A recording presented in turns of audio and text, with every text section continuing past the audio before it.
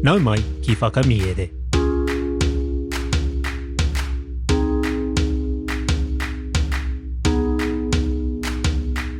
Nau mai ki whakamiere. Welcome to Whakamiere, our podcast where we share Reo Māori translations of stories. Today's Paki Waitara is chapter 9 of Wini Te Pū. In this chapter, we find Punua facing a moment of uncertainty as the world around him changes. What begins as a simple adventure becomes a test of courage, patience, and trust as Punua finds himself surrounded by water. We return to Tengahere Kotahirau Eka and its critters as they set out on a new adventure to help others. Kia are mai ngā taringa, kia hāna nā hoki te noho, whakarongo mai e hoa mā. Wini Te Pū, nā A.A. Milne, upoko tuaiwa, te karapotia katoatia ai a Punua e te wai. I heke te ua ka heke a ka heke tonu. E ai kia Punua, I tōna anō ao a moho anei. Me te ahano, kua hia nei tau tōna kaumātuatanga. Kua toru, kua whārā nei pānga tau. Kāre anō I kita te ua tātā e pēnei nā te kaha. Rangi atu, rangi mai, pō te ao te pō. Ka pātaua tōna whakaaro. I aia e tiro atu ana rā te matapihi. Kua noho kēau ki tō pūwhare, ki tō kiritopa rōpene whare, ki tō rāpeti whare rānei I te hekenga mai o te ua. Ki te pēna, kua whai hoa au I tēnei wā, engari anō e noho taratahi kēnei au. Ka hore he mahi māku haunga te ohia ake mō āhea mutu ai. Kātahi ka pohewa tia rāua tahi ko pū, me te ki, koe ki te rānei koe I te nui o te ua pēnei pū? Me tā pū kōrero. I nā hoki te kino nē rā Punua. Me tā Punua ki atu. Kei te pēhea rā te āhuatanga ki tō kiritopa rōpene takiwā. Me tā pū ki atu. Hei tāku kaore e roa, ko waipuke tia katoatia tō tāua rāpeti. Me kore noa e harikoa ina pēnei te kōrero. Me te aha anō, hei aha noa ngā mea ngahau pēnei te waipuke. Me he mea kaore o hoa hei tuari kōrero. Kāti, I te tino ngahau. Ara ngā rua maroke pakuna, iri te tonu ai tā Punua whaiwahi atu. He mimi kē te hanga I nāia nei. Ara ngā mimi iti, I whakawhitia ai eia, he awa kē te hanga I nāia nei. Ara te awa, me ona tahatika tūpoupou ki wāinga nui, harikoa ai tāna tākaro, kua ara ake I tōna anō whaiawa. Kua pīwawa ki ngā pito katoa. Nā kona I toko ake ai te whakaaro I a Punua, mena rānei ka tae mai ki tōna moenga me ake nei. E āhua mā nuka ana tāna ki aia anō. Te noho hei karare he tino iti kua karapotia katoatia e te wai, e oti ia kiritopa rōpene rāua ko pū, te pakiha mā te piki rākau. E oti ia kānga, te pakiha mā te pekepeke. E oti ia rāpeti te pakiha mā te rua. E oti ia ruru te pakiha mā te rere. E oti ia io te pakiha mā te whakaputa I tētahi oro hoi hoi kia whakaorangia rānoa ia. Kei konei ahau, karapotia nei e te wai, e tae te aha. I heke tonu te ua, nā wai ka hōhonu hake ngā wai I iarangi. Moho anei, ko tatatai ki te matapihi o Punua. Kāore anō ia I paku aha. Ara a pū, tōna whakaaro ki aia anō. Hei tinoa ngā roro o pū, engari kāore e pāngia ia e te raru. Ka pōrangi e tahi mahi āna, engari ka pai tonu te hua I te mutunga iho. Ara ruru, hari te mea he roro ake o ruru, engari he mōhio ia. Kua mōhio ia ki te mahi tika ina karapotia ana e te wai. Ara rāpeti, kāre ia I ako mā te kōrero puka engari e oti tonu I aia, te whakaaro ki tētahi whakaritenga atamai. Ara a kānga, kāore ia I te atamai, kāore a kānga I te pērā engari, ka pērā rawa te āwangawanga o nā mō rū, ka hua ake ai tētahi mahi pai I aia, me te kore noa ona e whakaaro. Ara io. Me te aha, kua pēra te pō uri o io, kaore iei te pakuaro mai ki tēnei. Engari, ka aha kē a Kiritopa Rōpene. Kātahi, ka mahara ake ia ki tētahi pūrākau nā Kiritopa Rōpene I kōrero ki aia mō tētahi tāne I tētahi mautere hāhā I tuhi ai I tētahi mea, mei ngā atu ai ki te pātara, whiua atu ai ki te moana, nā ka whakapaea punua, mena ia e tuhi I tētahi mea ki te pātara me te whiua atu ki te wai, ai ni pēr tētahi kahara mai ki te whakaora I aia. Ka wehe ia I te matapihi, ka tīmata ki te rapurapu I tōna whare, I ngā wāhi katoa kāre anō I Waipuketia. Mea rawa ake, ka kitea tētahi pene rākau me tētahi wāhi tare pepa maroke, me tētahi pātara me tōna puru. Ka tuhi ai ki tētahi taha o te pepa. Āwhina tia, ko paunua ahau. Ki tōna koaro. Ko au, ko paunua, āwhina tia, āwhina tia. Kātahi ka kuhuna te pepa ki te pātara. Ka purua ai te pātara kia ita. Ka wharara atu I tōna matapihi ki tāna e tāia ai. Kei makere atu. Ka whiua rā te pātara. Paratiti. Whaia ake. Ka mārangaranga ake ki te wai. Ka mutu. Ka mātakina e ia te ātarewanga ake ōna kiuta. Kia mamai rāno ōna karu I te tirohanga atu. Kāti, I etahi wā ka whakapae ia ko te pātara. I etahi atu wā ka whakapae kē ia ko te pōkarekare I te wai tērā e whaia nā e ia. Kātahi ka mōhio pū ia e kore anō e kitea. Kua whakapau ia I tōna kaha katoa e whakaorangia ai ia. Nā reira, tānei whakaaro ai. Me mahi tētahi mea e tētahi atu. E tūmanako nei au, ka mahia hei ākua nei. Tā te mea ki te kore, ka mate au ki te kaukau. Kaore e tāia, nā reira, e manako ana au ka mahia ia hei ākua nei. Kātahi ka tino roa tāna pūhoto, ka ki atu ai. E manako ana au I konei a pū. E hoahoa ake ana te takirua. I te tīmatanga o te hekenga ua, ka moe tonu a pū. Ka heke te ua, ka heke tonu. Ka moe, ka moe tonu ia. E rangi whawhati kō. Kei te mahara koe ki tāna kitenga I te poupouraki. Nā, he umakukupa nōna I ui atu ai ia kia Kiritopa Rōpene, mena he pau anō e oti I tētahi pēr roroiti noa nei te tūhura. He paupau tonga. Tā Kiritopa Rōpene. E kawatau nei he paupau rāwhiti, he paupau uru hoki. Engari kaore ngā tāngata e rata ki te kōrero mo ēnā.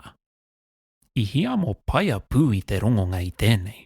Nā whai anō, ka marohi atu I tā rātau koke ki tētahi tōminetanga, e kite ai te paupau rāwhiti. Engari kua whakaaro kea Kiritopa Rōpene ki tētahi atu mea hei mahitahi mā rātau ko kāanga.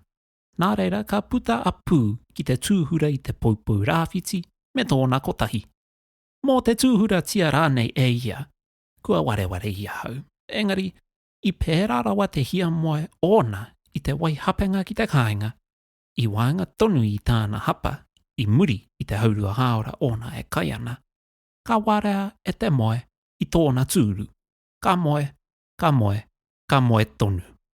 Mea rawa ake, ka moe moe a ia, kua tae ia ki te paupau rāwhiti, me taha, he paupau tino makariri tēnā, me te momo hukapapa makariri rawa atu orunga. Kua hārau ia I tētahi whare miere hei wāhi moe mōna. Engari te o nei ōna waiwai, nā reira ka waiho ki waho. Ka mutu he wūhara moho ao, pēnei te momo ka noho ki te paupau rāwhiti. I toro atu ki te timo I ngā huruhuru katoa o ōna waiwai, e mahia mai ai he kōhanga mō āna nohi nohi. Timo atu ana ka makariri haere ōna waiwai. Kātahi, ka oho ake ia me tētahi ei! Ara ia, e noho ana ki tōna tūru me ona waiwai ki te wai. Me te wai e karapoti ana I haia. Ka paratiti atu ki tōna tatau, ka tiro ai ki waho. E mōrara ana tēnei, hei tā pū, me whai putanga. Nā reira ka tīkina ake tāna ipu miere nui rawa atu. Ka putatahi ai rāua ki tētahi peka whānui no tōna rākau. I runga riro I te wai, nā, ka heke I hoa noai, ka puta atu rāua ko tētahi ipu anō. Mutu ana te putanga katoatanga, I reira a pū e noho ana ki te peka. Tautau ana I ōna waiwai, ki ōna taha, ko ngā ipu miere, tekau. E rua rā I muri mai, I reira a pū, e noho ana ki tōna peka. Tautau ana I ōna waiwai, I reira tonu I tōna taha, ko ngā ipu miere, e whā. E toru rā I muri mai, I reira a pū e noho ana ki tōna peka, tautau ana I ōna waiwai I reira tonu I tōna taha, ko te ipu miere, kotahi. E whā rā I muri mai, I reira a pū. I te ata o te rangitua whā, I te rewanga atu o tā punua pātara ki aia, me te aha, I te hāparangi tangetange I te miere. Ka mō tika tā pūruku atu ki ngā wai, tīkina ai te pātara. Ka nonoke atu anō ki tōna peka. Kātahi rā, te kōrero a pū, I te whakatuwheratia e ia. Potere pai ana mō te kore noa iho, kei te hara tēnā wāhitare pepa. Ka tīkina ake e ia, ka tirohia ai. He pēnui, tāna ki aia anō. Koe a tōna āhua? He pūpa tēnā. Me tēnā, ko te tikanga o te p, ko te pū. Nā reira, he pēnui tino hira ki a hau. He oti, kaore e tae e au te pānui. Me kimi au I a kiritopa rōpene, I a ruru, I a punua, I tētahi rānei o era kai pānui ata mai, e tae nei te pānui I ngā mea. Māna te pēnui e whakamārama mai ki au. Engari kaore e tae au te kaukau. Ka tahi rā. Nā rawa ake ka toko ake tētahi whakaaro I haia. Hei tāku a hakwa, hei iti noa no ngā roro o te pēnei. He whakaaro pai. Ka ki ia ki haia anō. Mēnā te pātara e rewa. Ka rewa hoki te ipu. Mēnā te ipu e rewa. E oti a hau te noho arunga. Ki te ai, hei ipu tino rahi. Nā reira ka tīkina e ia tāna ipu rahi rawa atu. Ka purua katoa tia ai. He tapanga tō ngā waka katoa. Hei tāna. Nā reira ka tapaina tōku ko te pēa rewa. Kāti, ka huaina e nei kupu. Ka makaia tōna waka ki ngā wai. Ka peke atu ai ia. He raro pō tehe ki haia pū me te pēa rewa I mōhio ko te hea o te takirua nei e noho arunga. Engari, I muri I te whakamātau I ngā tini nōhanga rereke ka tau te takirua. Arā, ko te pēa rewa, araro, kopu, arunga, e noho manahau nā, ka hanei te hoe ki ōna waiwai. Noho ai a kiritopa rōpene I te pito whakarunga o te ngahere. Ka heke te ua, ka heke tonu. Engari ki hai te wai, I tae ki tōna whare. He ahua whakakoakoa te tirohanga atu ki ngā awawa me te kite I te wai e karapotia nei ia. Engari he kaha no te ua tātā I mate ia ki te noho ki rōwhare I te nuinga o te wā. Me te whakaaro ki ngā mea. I ia ata puta I rauatahi ko tōna hamarara, titia ai tētahi rākau I te wāhi I tai atu ai ngā wai. I ia ata o muri mai, puta anō ai ia. Te ki te atonutia tāna rākau. Nā reira ka titia tētahi rākau anō I te wāhi I tai atu ai ngā wai. Ka hoki anō ai māraro ki te kāinga. Nā wai I ia ata, ka poto iho tōna haerenga, tērā I o te ata o mua mai. I te ata o te rangi tuarima, ka kite ia I te karapotia ōna e ngā wai. Ka mōhio pū ia, ka tahi anō ia, ka noho ki tētahi mautere tūturu. Me te wana hoki o tēnā. I tauata tonu, ka rere atu aruru, mā ngā wai kia ki ai te kia ora ki tōna hoa kiritopa rōpene. E ki ruru. hei tā kiritopa rōpene. Anō te ngahau o tēnei, ne? Kei tētahi mautere au. Ina tata nei kua mau āhara mai ngā āhuatanga o te kōhauhau, te ki aruru. Taha? Kua heke te ua, te whakamahu ki atu aruru. Ai, te kōrero a kiritopa rōpene, kua pēna. Kua rewa ake ngā au o te waipukenga ki ngā taumata tike kei tua o te kapenga. Ngā ha? Kua rahi ngā wai o konei, te whakamahu ki atu aruru. Ai, te kōrero a kiritopa rōpene, kua pēna.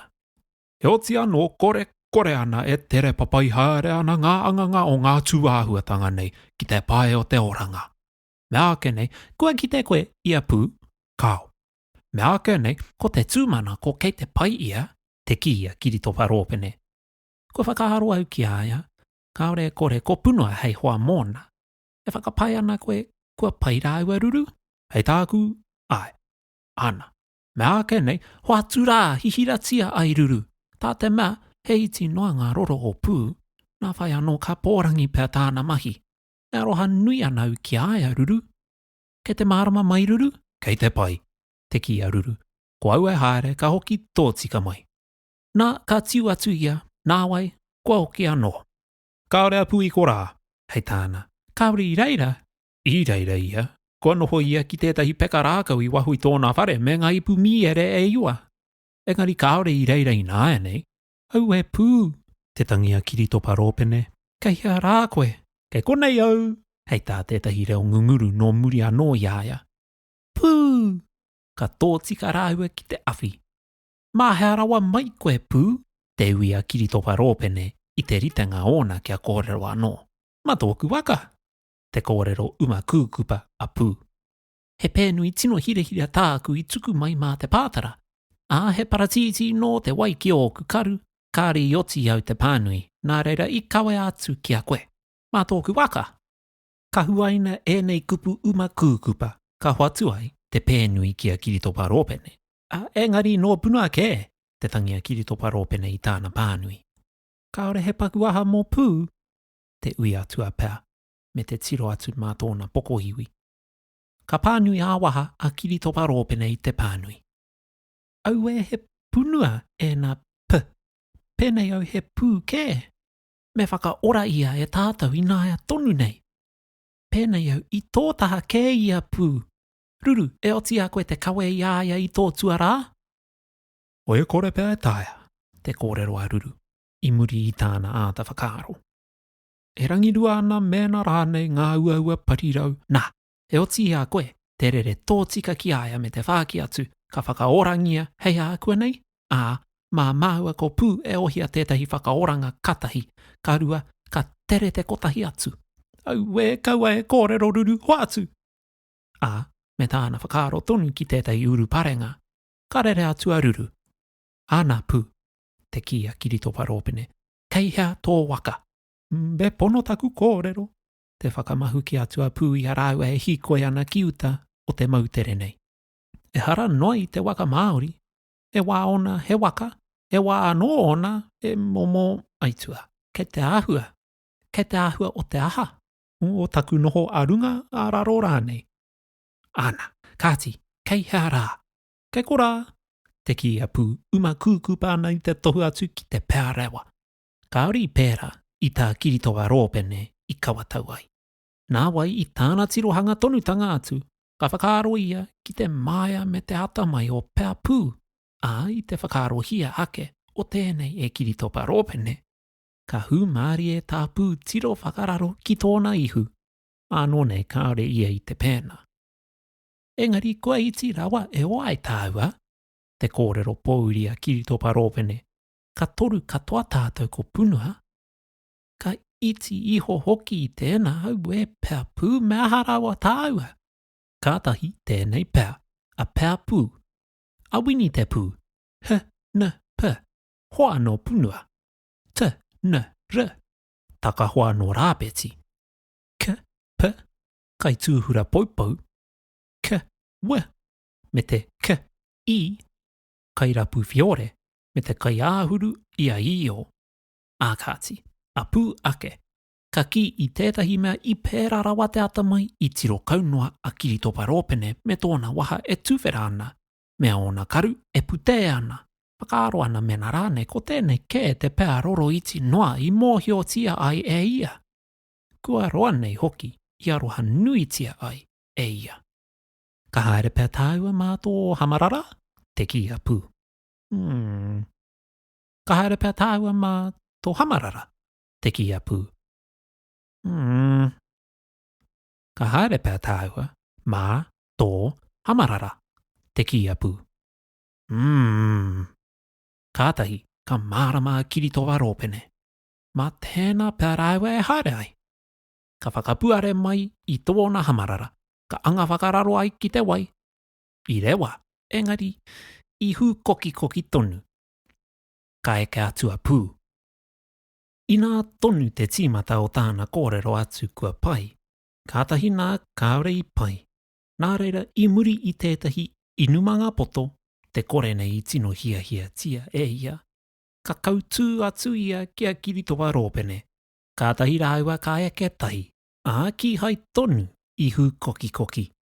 Ka tapaina tēnei waka e au ko ngā roro o pū te ki a Kiritopa Rōpene. Me ara wake, ka tere atu ngā roro o pū ki te tonga mauru me te tauhoki o tōna huri haere. Kāore e kore e oti a koe te pohewa I te koa o punua I te kitenga rāno I te kaipuke. I ngā tau o muri mai, e ai ki aia, kua tino mōrearea hoki ia I te waipuke kino. Engari ko te mōreareatanga noa I hoi pāngia ia, ko te haurua haora whakamutunga o tōna herenga. I reira, aruru, kātahi tonu nā I rere atu. Ka noho ai ki tētahi peka no tōna rākau, ki te whakaahuru I aia. Me te kōrero I tētahi pūrākau roa mō tētahi whaia kēke I hauata nā tāna whakawhānau I tētahi hua karoro. Ka koke tonu te kōrero, ka koke tonu āhua pēnei te rerenga kōrero nei. Tainoa ki tā punua, te whakarongo atua I tōna matapihi, mana ko kore nei, hoki ngū anō ki te moe. Paheke tonu ana rā te matapihi ki ngā wai, kia iri rāno ai ia māona matiwai. I tawa wā tonu me te māngari hoki. Ka oho ake a punua I tētahi koe ohorere nā ruru, he wāhanga ke tēnā no te pūrākau. He kōrero nā tōna whaia kēke. Ka hiwi a punua I aia anō kia haumarua ia. Ka ki atu. Nē rā, I pēnā ai. Kātahi, āna. E otia koe te pohewa I tōna harikoa I te kitenga tonutanga I te waka rangatira. I ngā roro o pū. Ka pene ke rōpene. Me te tuatahi pū. E eke ana I te moana kia ora anoa ia. Tā te mea hoki koia te otinga o te pūrākau. He mate moe hoki nōku I te rerenga kōrero o muatata nei. Hei tāku, ka mutu I kōnā.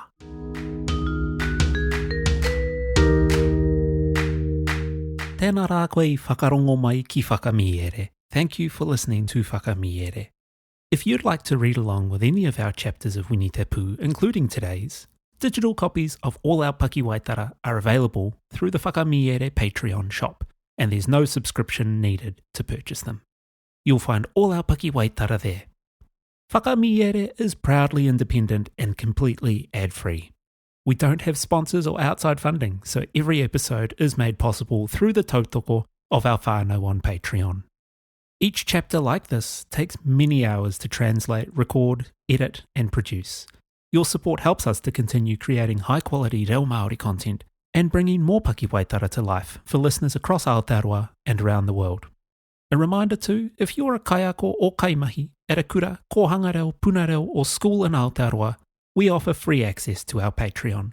Simply send us an email from your staff email address at whakamiere@gmail.com and we'll send you a link. For everyone else, subscriptions start at just $6 a month and you'll receive early access to episodes, downloadable PDFs, exclusive content, access to our reo Māori community, limited edition merchandise, and our full archive of more than 150 episodes. To all of our Patreon supporters, e nui ana te mihi. Your tautoko keeps Whakamiere going and allows us to continue sharing te reo Māori through storytelling. And if your podcast allows for ratings or reviews, we'd really appreciate you taking a moment to leave one. It helps new listeners discover the podcast. And if you know someone who loves Paki Waitara, audiobooks or te reo Māori, share your favourite episode with them. Ko taurapa au e nui ana te mihi, hei a kua nei e hoama.